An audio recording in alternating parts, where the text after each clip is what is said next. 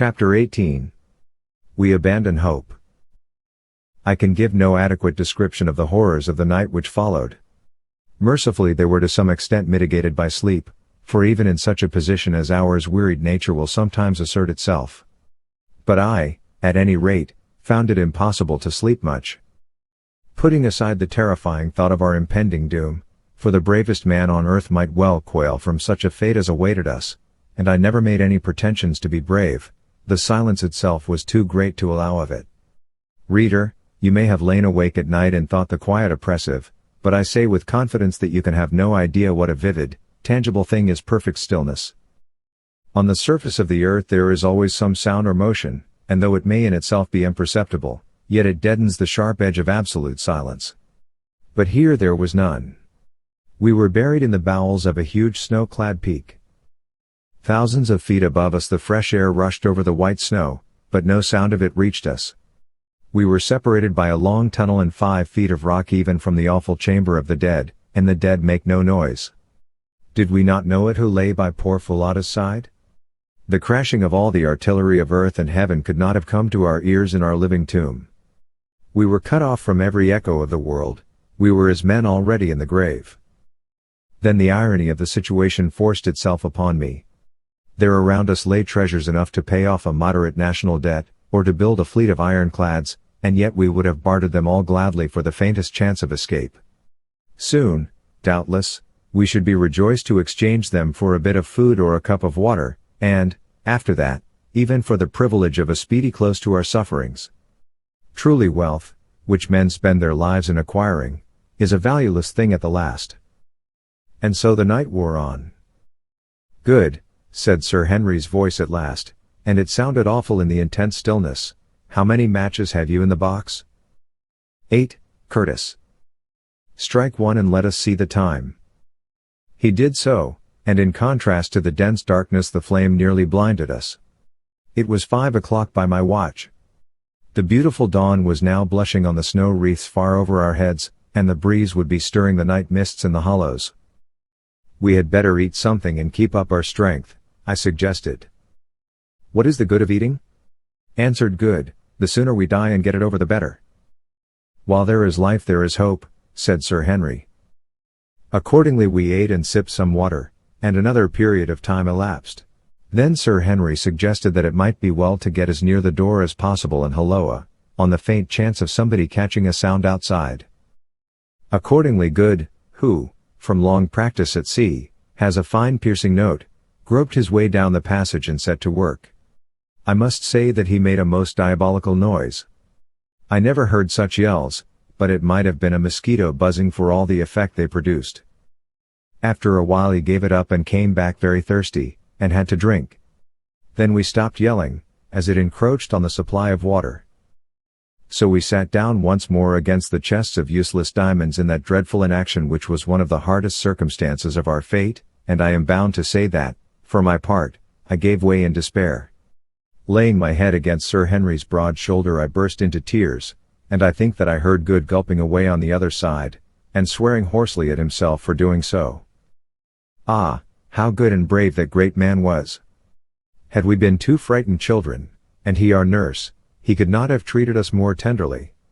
Forgetting his own share of miseries, he did all he could to soothe our broken nerves, telling stories of men who had been in somewhat similar circumstances, and miraculously escaped, and when these failed to cheer us, pointing out how, after all, it was only anticipating an end which must come to us all, that it would soon be over, and that death from exhaustion was a merciful one, which is not true. Then, in a diffident sort of way, as once before I had heard him do, he suggested that we should throw ourselves on the mercy of a higher power, which for my part I did with great vigor. His is a beautiful character, very quiet, but very strong. And so somehow the day went as the night had gone, if, indeed, one can use these terms where all was densest night, and when I lit a match to see the time it was 7 o'clock. Once more we ate and drank, and as we did so an idea occurred to me. How is it, said I, that the air in this place keeps fresh?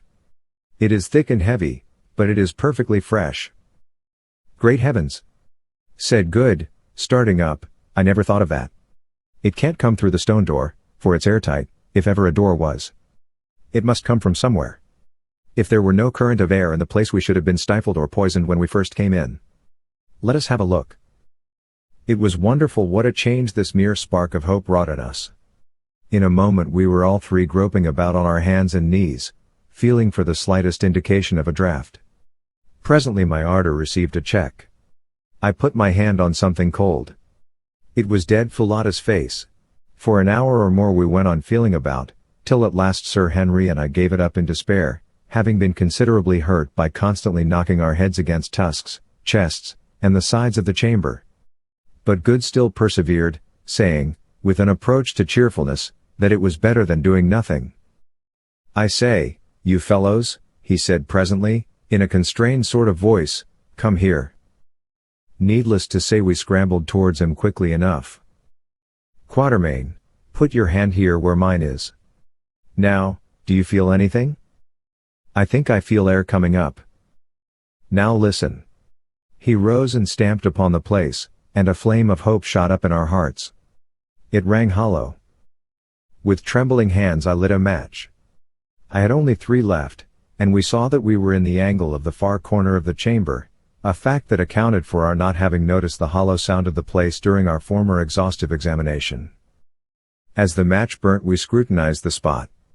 There was a joint in the solid rock floor, and, great heavens! There, let in level with the rock, was a stone ring. We said no word, we were too excited, and our hearts beat too wildly with hope to allow us to speak. Good had a knife, at the back of which was one of those hooks that are made to extract stones from horses' hoofs. He opened it, and scratched round the ring with it. Finally he worked it under, and levered away gently for fear of breaking the hook. The ring began to move. Being of stone it had not rusted fast in all the centuries it had lain there, as would have been the case had it been of iron. Presently it was upright. Then he thrust his hands into it and tugged with all his force, but nothing budged. "Let me try," I said impatiently, for the situation of the stone, right in the angle of the corner, was such that it was impossible for 2 to pull at once. I took hold and strained away, but no results. Then Sir Henry tried and failed. Taking the hook again, Good scratched all round the crack where we felt the air coming up. "Now, Curtis," he said, "tackle on, and put your back into it, you are as strong as 2. Stop," and he took off a stout black silk handkerchief, which, true to his habits of neatness, he still wore, and ran it through the ring. "Quatermain, get Curtis round the middle and pull for dear life when I give the word. Now." Sir Henry put out all his enormous strength, and Good and I did the same, with such power as nature had given us. "Heave! Heave!" "It's giving," gasped Sir Henry, and I heard the muscles of his great back cracking. Suddenly there was a grating sound, then a rush of air, and we were all on our backs on the floor with a heavy flagstone upon the top of us. Sir Henry's strength had done it, and never did muscular power stand a man in better stead. "Light a match, Quatermain," he said, so soon as we had picked ourselves up and got our breath. "Carefully, now." I did so, and there before us, heaven be praised, was the first step of a stone stair. "Now what is to be done?" asked Good. "Follow the stair, of course, and trust to Providence." "Stop," said Sir Henry. "Quatermain, get the bit of biltong and the water that are left, we may want them." I went, creeping back to our place by the chests for that purpose, and as I was coming away an idea struck me. We had not thought much of the diamonds for the last 24 hours or so, indeed, the very idea of diamonds was nauseous, seeing what they had entailed upon us, but, reflected I may as well pocket some in case we ever should get out of this ghastly hole. So I just put my fist into the first chest and filled all the available pockets of my old shooting coat and trousers, topping up, this was a happy thought, with a few handfuls of big ones from the third chest. Also, by an afterthought, I stuffed Foulata's basket, which, except for one water gourd and a little biltong, was empty now, with great quantities of the stones. "I say, you fellows," I sang out, "won't you take some diamonds with you?" I filled my pockets and the basket. "Oh, come on, Quatermain. And hang the diamonds," said Sir Henry. "I hope that I may never see another." As for Good, He made no answer. He was, I think, taking his last farewell of all that was left of the poor girl who had loved him so well. And curious as it may seem to you, my reader, sitting at home at ease and reflecting on the vast, indeed the immeasurable, wealth which we were thus abandoning, I can assure you that if you had passed some 28 hours with next to nothing to eat and drink in that place, you would not have cared to cumber yourself with diamonds whilst plunging down into the unknown bowels of the earth, in the wild hope of escape from an agonizing death. If from the habits of a lifetime, it had not become a sort of second nature with me never to leave anything worth having behind if there was the slightest chance of my being able to carry it away, I am sure that I should not have bothered to fill my pockets in that basket. Come on, Quatermain, repeated Sir Henry, who was already standing on the first step of the stone stair. Steady, I will go first. Mind where you put your feet, there may be some awful hole underneath, I answered. Much more likely to be another room, said Sir Henry, while he descended slowly, counting the steps as he went. When he got to 15 he stopped. Here's the bottom, he said. Thank goodness. I think it's a passage. Follow me down. Good went next, and I came last, carrying the basket, and on reaching the bottom lit one of the 2 remaining matches. By its light we could just see that we were standing in a narrow tunnel, which ran right and left at right angles to the staircase we had descended. Before we could make out any more, the match burnt my fingers and went out. Then arose the delicate question of which way to go. Of course, it was impossible to know what the tunnel was, or where it led to, and yet to turn one way might lead us to safety, and the other to destruction. We were utterly perplexed, till suddenly it struck Good that when I had lit the match the draught of the passage blew the flame to the left. Let us go against the draught, he said, air draws inwards, not outwards. We took this suggestion, and feeling along the wall with our hands, whilst trying the ground before us at every step, we departed from that accursed treasure chamber on our terrible quest for life. If ever it should be entered again by living man, which I do not think probable, he will find tokens of our visit in the open chests of jewels, the empty lamp, and the white bones of poor Falada. When we had groped our way for about a quarter of an hour along the passage, suddenly it took a sharp turn, or else was bisected by another, which we followed, only in course of time to be led into a third. And so it went on for some hours. We seemed to be in a stone labyrinth that led nowhere. What all these passages are, of course I cannot say, but we thought that they must be the ancient workings of a mine, of which the various shafts and adits travelled hither and thither as the ore led them. This is the only way in which we could account for such a multitude of galleries. At length we halted, thoroughly worn out with fatigue and with that hope deferred which maketh the heart sick, and ate up our poor remaining piece of biltong and drank our last sup of water, for our throats were like limekilns. It seemed to us that we had escaped death in the darkness of the treasure chamber only to meet him in the darkness of the tunnels. As we stood, once more utterly depressed, I thought that I caught a sound, to which I called the attention of the others. It was very faint and very far off, but it was a sound, a faint, murmuring sound, for the others heard it too, and no words can describe the blessedness of it after all those hours of utter, awful stillness. By heaven! It's running water, said Good. Come on.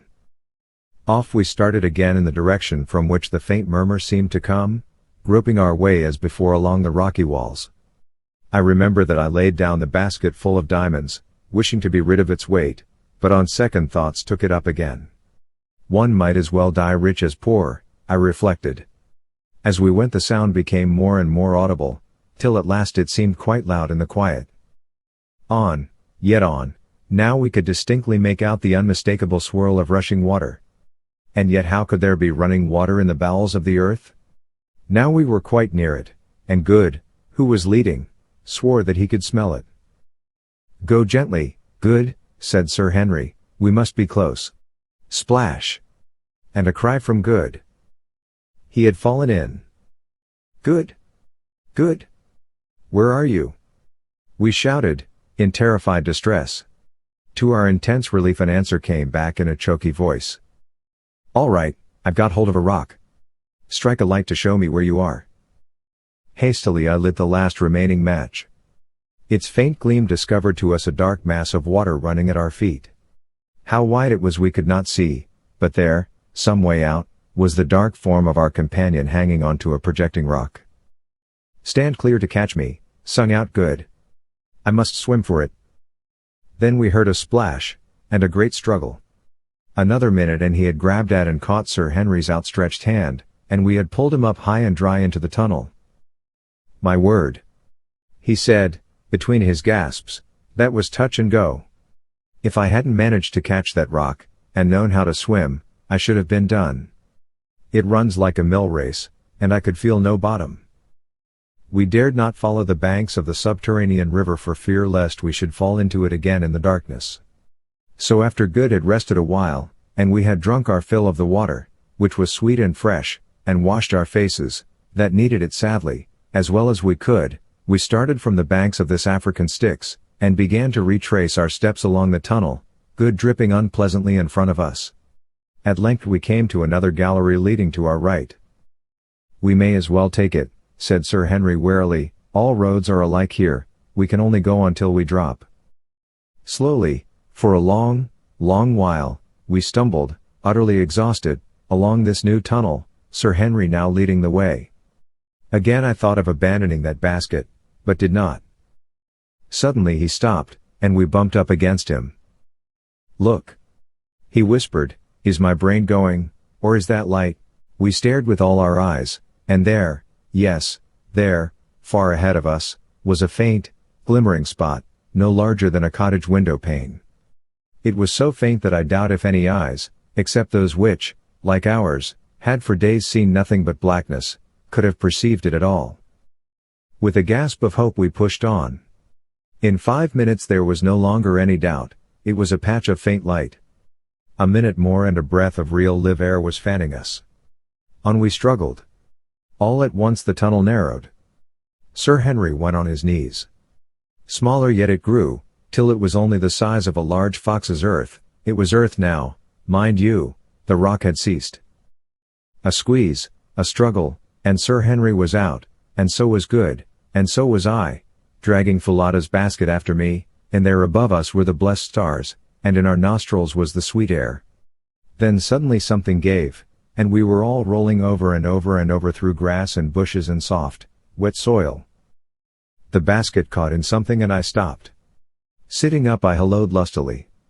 An answering shout came from below, where Sir Henry's wild career had been checked by some level ground. I scrambled to him, and found him unhurt, though breathless. Then we looked for Good. A little way off we discovered him also, hammed in a forked root. He was a good deal knocked about, but soon came to himself. We sat down together, there on the grass, and the revulsion of feeling was so great that really I think we cried with joy. We had escaped from that awful dungeon, which was so near to becoming our grave. Surely some merciful power guided our footsteps to the jackal hole, for that is what it must have been, at the termination of the tunnel. And see, yonder on the mountains the dawn we had never thought to look upon again was blushing rosy red. Presently the grey light stole down the slopes, and we saw that we were at the bottom, or rather, nearly at the bottom, of the vast pit in front of the entrance to the cave. Now we could make out the dim forms of the three colossi who sat upon its verge.